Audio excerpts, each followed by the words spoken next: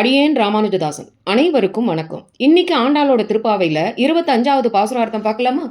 நேத்திக்கு போற்றி பாடின ஆண்டாள் இன்னைக்கு ஒருத்தி மகனாய் பிறந்து ஓரிரவில் ஒருத்தி மகனாய் ஒளித்து வளர அப்படின்னு எம்பெருமானோட அவதார ரகசியத்தை சொல்லிண்டே அதே பாசுரத்துல கடைசியில வருத்தமும் தீர்ந்து மகிழ்ந்தேலோர் ரெம்பாவாய் அப்படின்னு சொல்றா.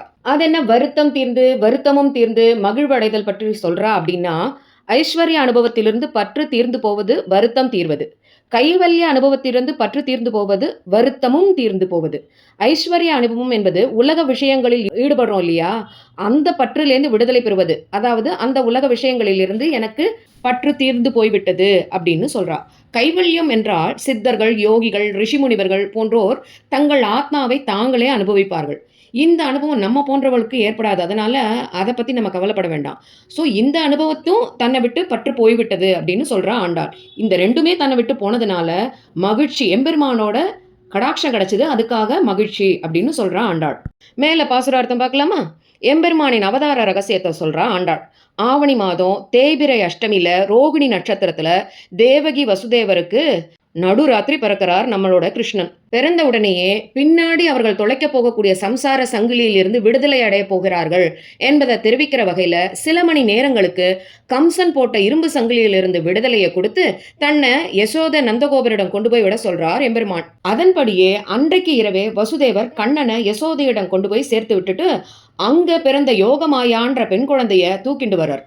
அப்போதிலிருந்து கண்ணன் யசோதை நந்தகோபரனுக்கு மகனா வளர்ந்து அந்த வளர்ந்த கதையை ஒரே வரியில சொல்லிட்டா நம்மளோட ஆண்டாள். தரிக்கிலானாகி தான் தீங்கு நினைந்த கம்சனின் வயிற்றில் நெருப்பாக இருந்தானாம் நம்மளோட கண்ணன்.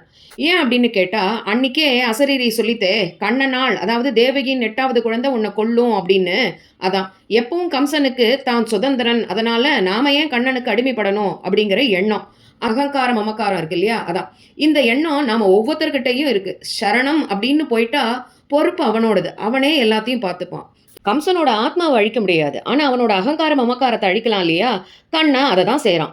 மேலும் விரோதியா இருந்தாலும் கண்ணனை பத்தியே எப்பவும் எண்ணம், சதா சர்வமும் அப்படியே நினைச்சுட்டு இருந்தான். எண்ணிய எண்ணத்திற்கு பரிசு கொடுக்க வேண்டாமா, அதற்காக தான் கண்ணன் அவனை ஆட்கொண்டான். அப்படிப்பட்ட கண்ணனே, நாங்களும் உன்னை தேடி வந்த காரணமும் அதுவே. நீ எங்களை ரட்சிக்க வேண்டும், உன்கிட்ட கைங்கரியத்தையே பிரார்த்தித்து வந்தோம் அப்படின்னு சொல்றா ஆண்டாள்.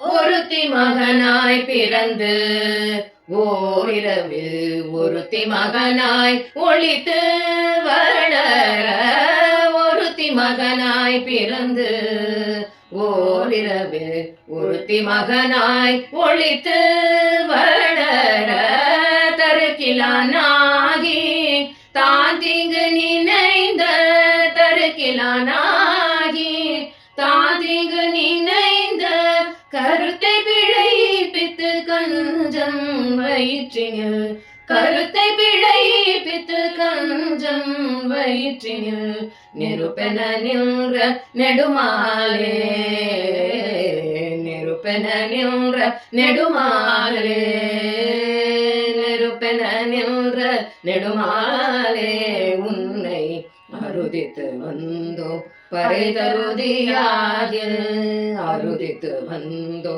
பறை தருதியாக, திருத்தக்க செல்வமும் சேவகமும் யாம் பாடி, திருத்தக்க செல்வமும் சேவகமும் யாம் பாடி, வருத்தமும் தீர்ந்து மகிழ்ந்தேலோரும் பாவாய், வருத்தமும் தீர்ந்து மகிழ்ந்தேலோரும் பாவாய்.